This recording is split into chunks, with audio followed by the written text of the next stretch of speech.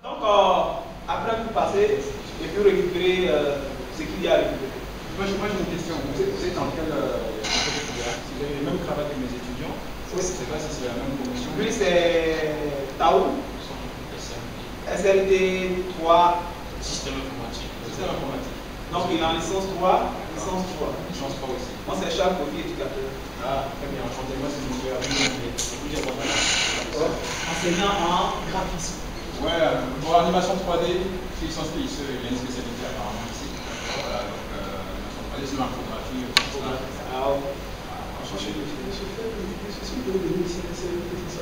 Non, chacun a son cours. C'est à vous de venir ici. On prend les 10%. Les 10%. On prend les 10% aussi. Très bien. Ah, d'accord.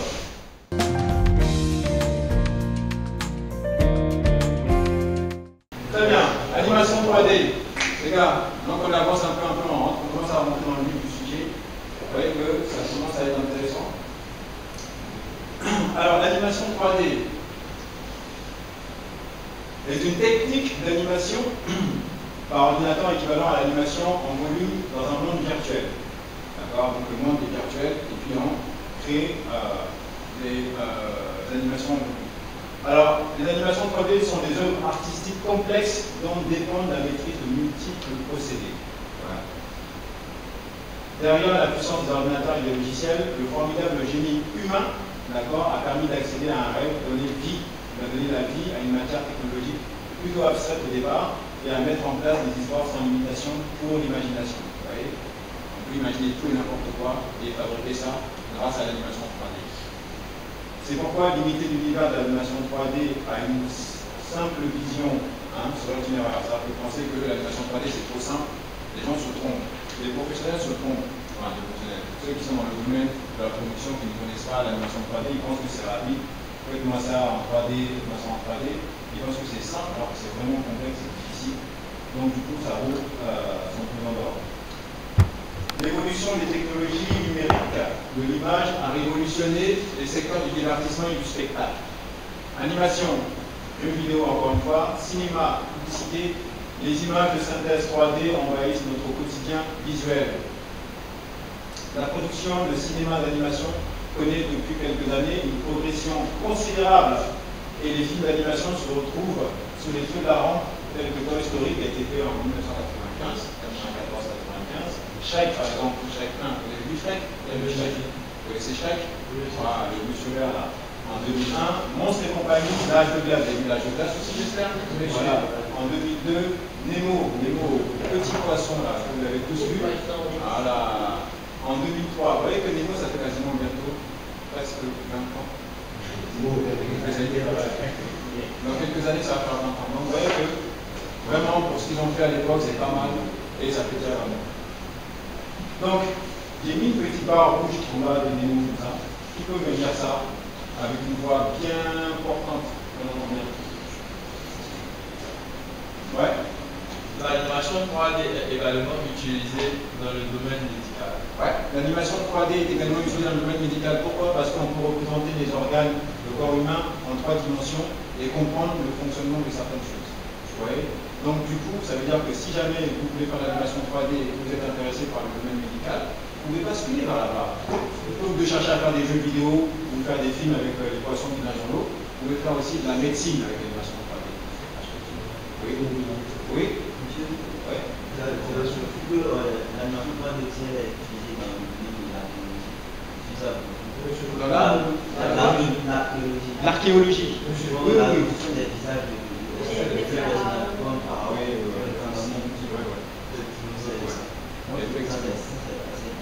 ouais, pour vous.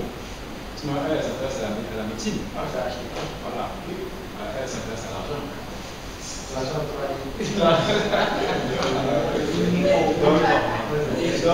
vous voulez regarder par exemple, vous voyez par exemple cet objet qui est là.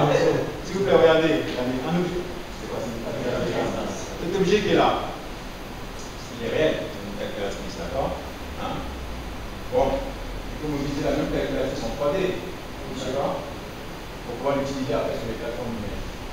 Sachez qu'il y a des plateformes qui existent où des graphistes, les concepteurs modélisent des objets comme cette calculatrice qui est là, par exemple, et la mettent à vendre, l'objet 3D à vendre sur des plateformes, pour que les personnes qui ont besoin des modèles 3D, par exemple, de cette calculatrice, puissent acheter ça en ligne. Donc, c'est comme fabriquer, par exemple, soi-même sa propre chaussure, ses propres accessoires, et les vendre dans la vraie vie. Là, c'est différent, là, ça se fait en ligne.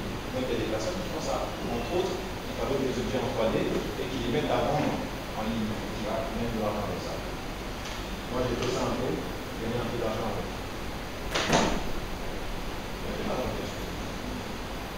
Donc, il y a des ouvertures, il y a des possibilités comme ça, de faire un peu d'argent grâce à la modélisation de l'animation 3D. Logiciel de modélisation tridimensionnelle. Il manque une personne ici, je crois. Deux personnes. Où sont parties ces personnes? Elles sont parties extraordinaires.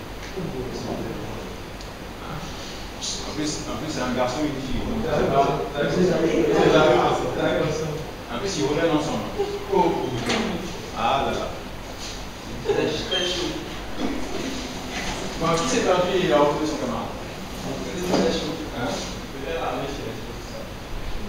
Comme ça.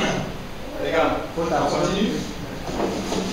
Un logiciel de modélisation tridimensionnelle, donc pour un modèle 3D, est un logiciel qui sert à créer des scènes 3D, d'accord, composées de formes complexes d'objets en 3 dimensions à partir de formes primitives, de base, ou de définitions analytiques, d'accord.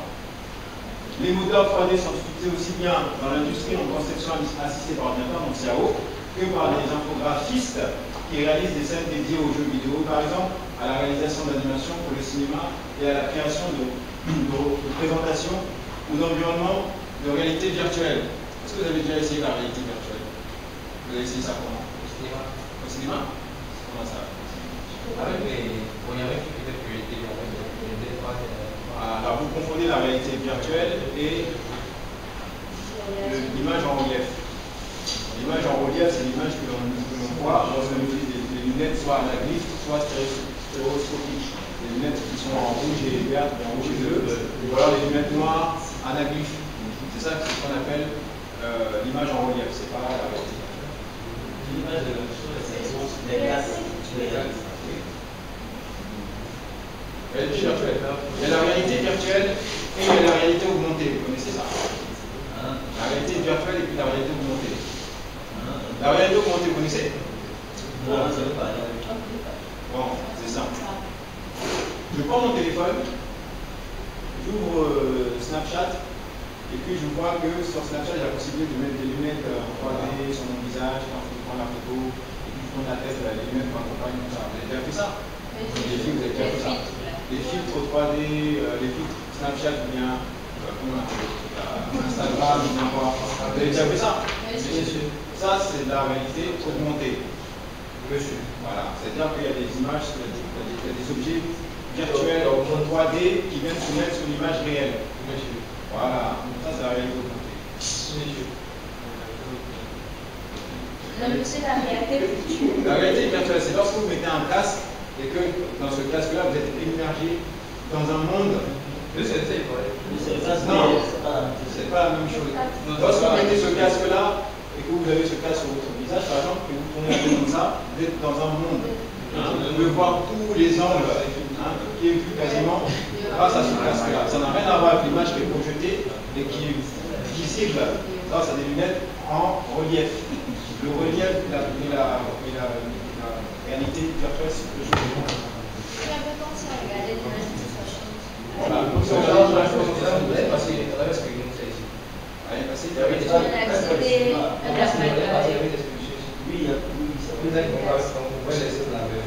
Voilà, c'est exactement ça, c'est la réalité virtuelle. Donc, avec l'animation 3D, on peut faire ça. On peut créer des choses simples. Donc, si jamais on a une technologie un peu avancée, les connaissances et puis le matériel, on peut par exemple recréer cette même salle avec les mêmes chaises qui sont là, les mêmes tables, et projeter ça en réalité virtuelle et avec un casque en réalité virtuelle, peut-être visionner la salle comme ça. C'est très intéressant et ça rapporte de l'argent. Bon, non, ça c'est la réalité virtuelle.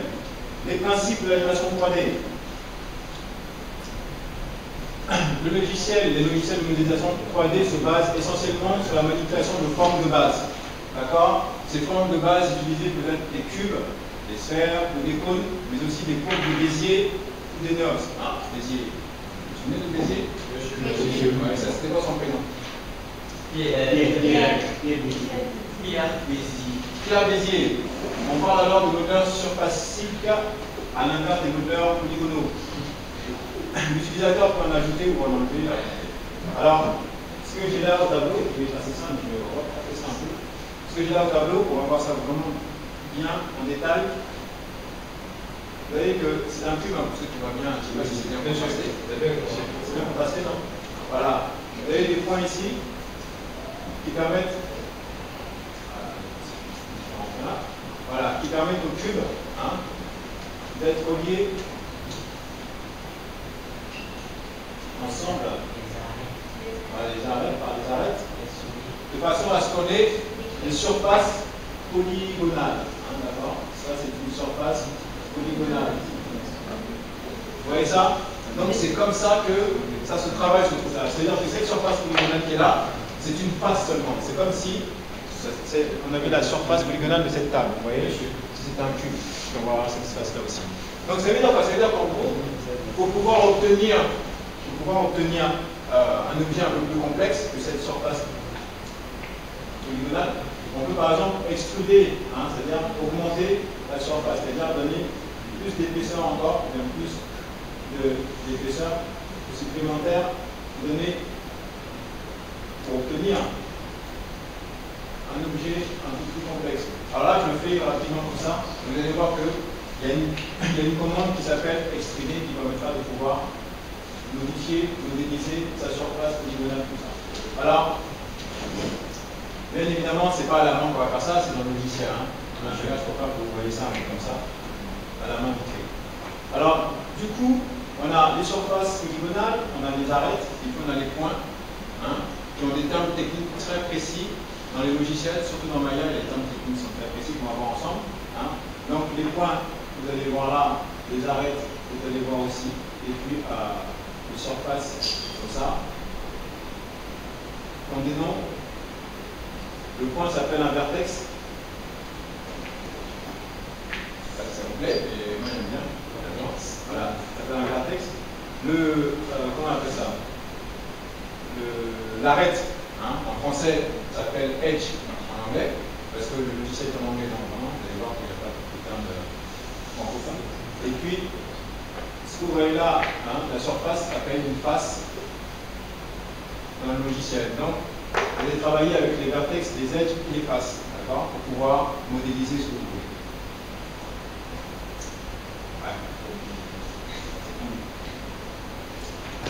Donc, du coup, c'est ce que j'ai représenté là avec le trait rouge pour les edges, des points et puis une surface pour.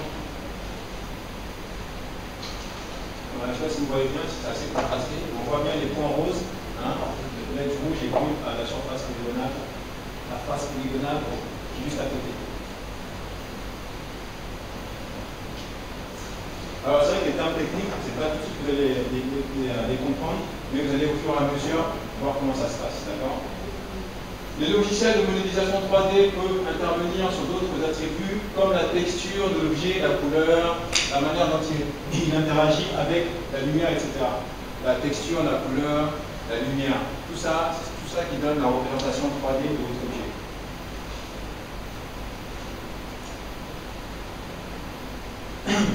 Bon, le logiciel d'animation 3D, la modélisation 3D permet de sauvegarder aussi la scène obtenue dans un fichier selon un format donné afin qu'elle puisse être utilisée par un autre programme pour, par exemple, créer des animations ou bien des jeux vidéo. D'accord? Alors là, ce que vous voyez là, c'est un fichier Maya Binary. Donc c'est un fichier que j'ai pu créer à partir d'une scène 3D que j'ai enregistré. Ceux qui veulent bien voir, c'est un peu une scène, le fichier. Donc c'est ce à quoi ressemble un fichier enregistré depuis un logiciel de 3D tel que Maya. Voici ce à quoi ressemble aussi ce qu'on appelle une caméra dans la 3D. Le logiciel est également capable de gérer la position et l'orientation d'une caméra et la présence de différentes sources de lumière, permettant ainsi de regarder un point précis de la scène et d'en éclairer certaines parties. Sachez que lorsque vous avez une scène 3D, c'est comme dans la vraie vie, si vous n'avez pas de lumière, vous ne pouvez rien voir, malgré le nombre d'objets qu'il y a dans la scène. Maintenant, si vous avez de la lumière, vous n'avez pas de caméra, c'est-à-dire vous n'avez pas des yeux pour voir, non plus. Parce que même si vous avez, je ne sais pas, une salle remplie comble avec beaucoup de lumière, un aveugle n'y aurait rien. Donc, pour qu'on puisse voir une scène 3D, le minimum c'est qu'il faut des objets, de la lumière et une caméra avec des yeux. Objet, lumière, caméra, c'est le minimum qu'il faut pour pouvoir représenter une scène 3D. Sinon, sans ça, on ne voit rien. Et une lumière dans une scène 3D avec une caméra sans objet, on ne verra rien. D'accord? Une caméra sans lumière, on ne verra pas. Caméra sans lumière, on ne verra pas. Objet sans caméra, on ne verra pas. Lumière sans objet, on ne verra pas. Voilà. Donc il faut les trois combiner ensemble. Yes. Bientôt arrivé. Alors il est courant, très courant, qu'un logiciel de modélisation 3D possède un module de rendu de scène 3D. Le but de ce dernier est de créer des images ou des animations réalistes à partir des scènes modélisées. D'accord? Ça c'est un modèle 3D. C'est-à-dire que modéliser, c'est pas moi, on a modélisé un tuyau qui passe à travers deux verres transparents, translucides. D'accord? Lorsqu'on a modélisé cette scène-là et qu'on a déclaré ça, il y a ce qu'on appelle un module de rendu qui va pouvoir rendre les images, d'accord? Qui sont modélisées. Après avoir mis la couleur, tout ça, il va avoir la lumière, on obtient ce résultat qui est là. C'est intéressant.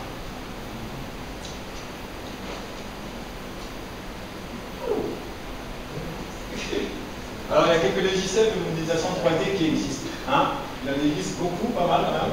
Alors, je ne vais pas tous les citer, mais je vais en montrer quelques-uns. C'est vrai que les plus utilisés, il y en a qui aiment bien d'autres logiciels. Bon, je vais vous citer ceux que moi j'ai expérimenté dans ma vie. Dans le sens où, par curiosité, ou bien parce qu'il était forcé au fichier. D'accord? Voilà. Archicad.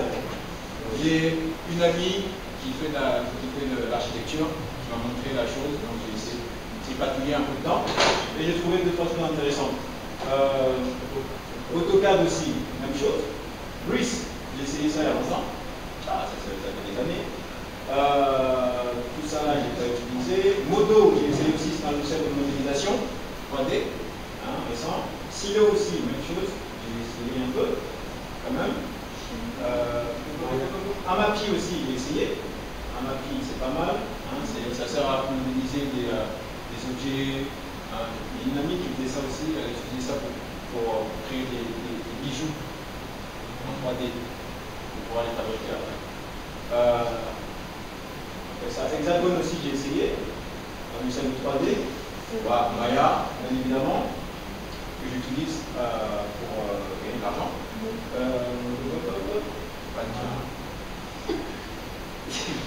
SketchUp, j'ai essayé aussi à l'époque où j'étais à l'école, hein, j'étais novice, je voulais vraiment, j'étais curieux, je voulais vraiment voir à quoi ça ressemble. 3ds Max, que j'ai essayé, que je déteste, je ne peux pas supporter ce logiciel. Blender, qui est un logiciel de 3D, qui connaît Blender? Vous connaissez tous Blender? Voilà, je n'aime pas Blender, mais malheureusement, il faut reconnaître qu'il fonctionne bien. Le ça, il est gratuit. Donc, voilà. Cinéma 4D que j'ai essayé, j'ai utilisé en studio, en production, etc. Comment? Cinéma 4D. C'est le mot 3D. Ouais, mais son nom s'appelle Cinéma 4D. Ouais, c'est en 3D. Mais ça s'appelle 4D. Voilà. Voici aussi Houdini que j'ai essayé aussi, qui est vraiment semblable à Maya, mais je préfère Maya. Voilà. Lightwave aussi que j'ai essayé, c'est pas mal comme logiciel. Modbox aussi que j'ai essayé. Softimage que j'ai essayé, que j'apprécie vraiment beaucoup, mais comment je peux dire ça, on dit rest in peace en anglais, hein, bien repose en paix. Le logiciel est mort il y a quelques années, ils l'ont enterré.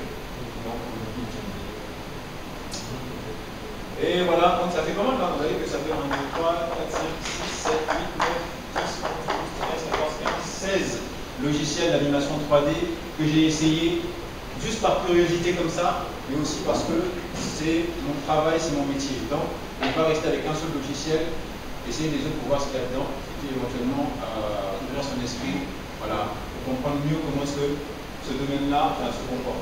Donc, je vous exhorte, hein, une fois que vous allez commencer dans le domaine, à essayer peut-être Blender à côté, essayer aussi Maya, Modo, Maya, Cinema 4D, etc. Si vos camarades ont ça, essayez aussi comparer. Vous allez voir que vous allez tous revenir sur Maya. Bon, par préférence pas. Hein? Mais bon, vraiment, n'essayez pas 3ds Max, vous allez regretter.